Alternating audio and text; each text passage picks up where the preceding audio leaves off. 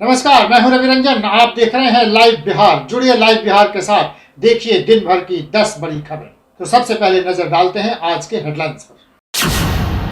जहरीली शराब से मौत, सीएम नीतीश का बड़ा ऐलान। बोले 2016 के बाद हुई मौत पर 4 लाख देंगे मुआवजा। अतीक अहमद की हत्या पर बिहार में सियासी बयानबाजी थमने का नाम नहीं ले रही। सीएम और डिप्टी सीएम के बयान पर हुआ बवाल। बिहार के पूर्वी चंपारण में जहरीली शराब से अब तक 37 की मौत, 80 गिरफ्तार, 5 पुलिस अधिकारी समेत 11 पुलिसकर्मी सस्पेंड। नीतीश के नालंदा में बेखौफ हुए बदमाश, खेत से लौट रहे मां बेटे को मारी गोली। बिहार इंटरमीडिएट की कंपार्टमेंटल एग्जाम का शेड्यूल जारी, 26 अप्रैल को होगी पहली परीक्षा। और बिहार में 24 घंटे में रिकॉर्ड 137 नए कोरोना मरीज, 500 के करीब पहुंचे एक्टिव केस। तो ये थी हेडलाइंस। अब खबरें विस्तार से। बिहार के मुख्यमंत्री ने आज एक बड़ा ऐलान किया। बिहार में शराब से हुई मौतों पर मुख्यमंत्री ने कहा कि उन्हें दया आ रही है उन लोगों पर जिनके परिजन इसमें शराब पीकर मौत हुई। इसीलिए मुख्यमंत्री ने ऐलान किया कि अब शराब पीकर मरने वालों के परिजनों को 4-4 लाख रुपया मुआवजा दिया जाएगा। हालांकि इस मुआवजा के लिए अनेक शर्तें रखी गई, लेकिन ये शर्तें ऐसी हैं कि कोई भी इसे मान लेगा। मुख्यमंत्री कहते हैं कि उनको लिख के देना पड़ेगा कि शराब पीना बुरी बात है और शराबबंदी अच्छी बात है। एक और बात है कि इसमें पोस्टमार्टम की रिपोर्ट होना जरूरी है। लेकिन हम आपको ये बताते चले कि पूर्वी चंपारण में जिन 37 लोगों की मौत हुई है, उसमें अभी तक मात्र 3 की ही पोस्टमार्टम हुई है। 22 लोगों ने अपने अपने परिजनों के शव को कहीं कहीं ले जाकर उसका अंतिम संस्कार कर दिया। तो अब इन लोगों को ये मुआवजा मिल पाएगा कि नहीं, ये देखना होगा। फिलहाल बिहार के सियासी गलियारे में चर्चा इस बात की हो रही है कि क्या नीतीश कुमार झुक गए, क्या नीतीश कुमार अपने गठबंधन की पार्टियों के दबाव में आ गए, क्या चुनाव से पहले लिया गया ये कोई राजनीतिक फैसला है। तो चलिए बढ़ते हैं अगली खबर की ओर। अगली खबर है कि उत्तर प्रदेश के गैंगस्टर अतीक अहमद की हत्या के बाद बिहार में सियासी बयानबाजी चरम पर है। आज पहली बार इस मसले पर बिहार के मुख्यमंत्री नीतीश कुमार ने कहा कि क्या किसी अपराधी को जो पुलिस की कस्टडी में है उसको आप गोली मार देंगे? क्या यही कानून का राज है?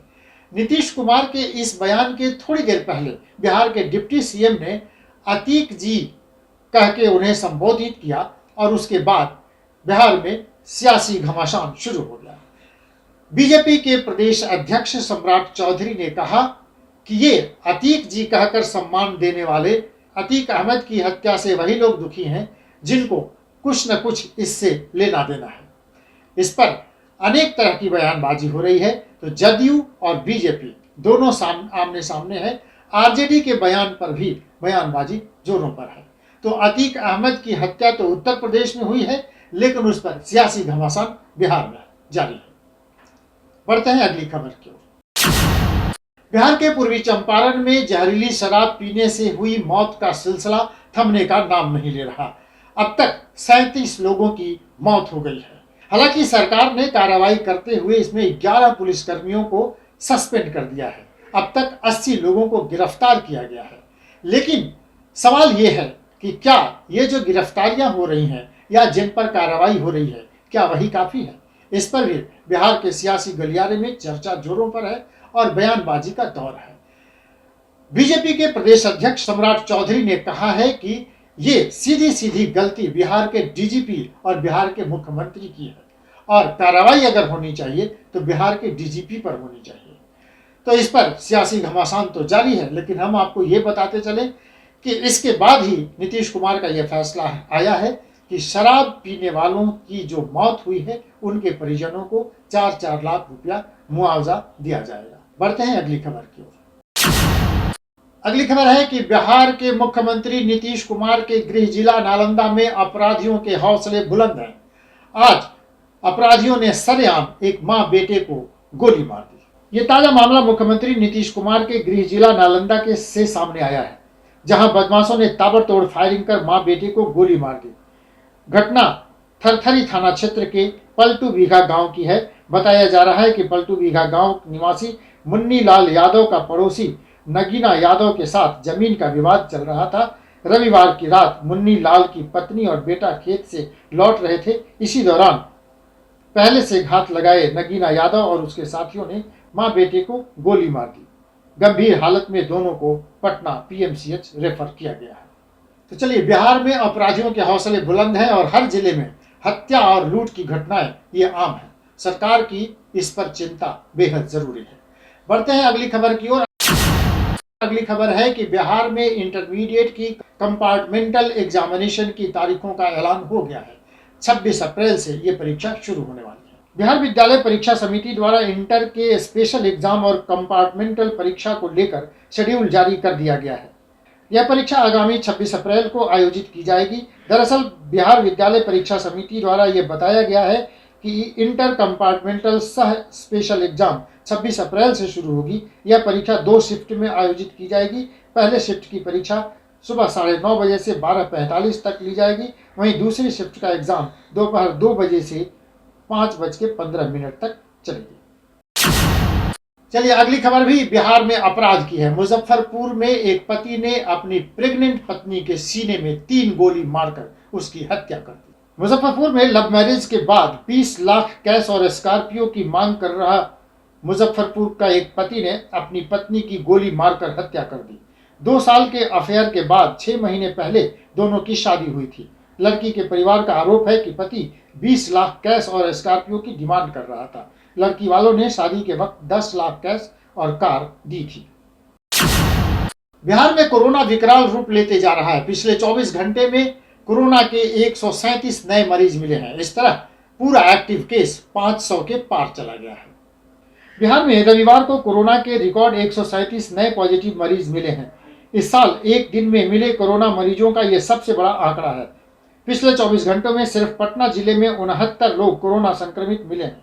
स्थिति यह हो गई कि अब मरीजों को अस्पताल में भर्ती होना पड़ रहा है। राज्य में 9 कोरोना संक्रमित मरीज अस्पताल में भर्ती हैं। एक्टिव केसों की संख्या अब 500 के करीब पहुंच चुकी है।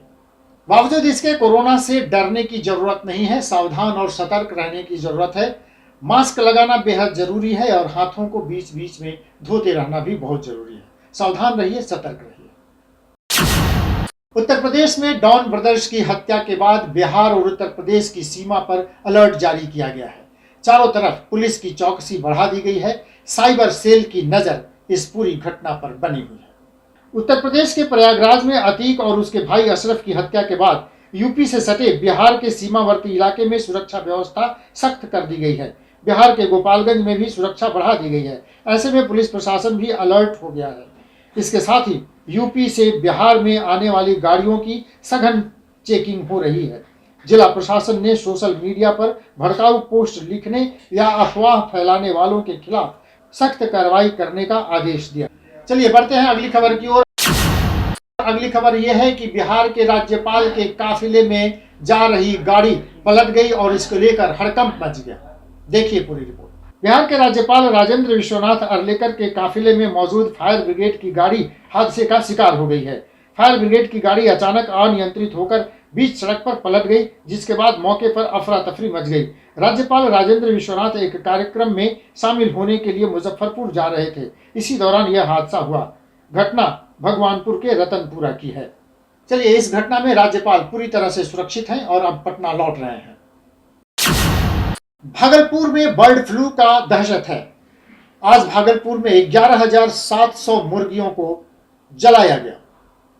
बर्ड फ्लू संक्रमण को रोकने के लिए पशुपालन विभाग की टीम ने रविवार को बरारी के 1 किलोमीटर की परिधि में मुर्गे और मुर्गियों को मारने का अभियान चला। जिला पशुपालन पदाधिकारी रणधीर कुमार ने दावा किया कि पुलिस की मदद से क्षेत्रीय कुक्कुट फार्म और वार्ड 27 से 29 से मुर्गा, चूजे और अंडे को लाकर कुक्कुट फार्म में गड्ढे में दबा दिया गया। फार्म और फार्म के बाहर 11,787 पक्षियों को मारा गया।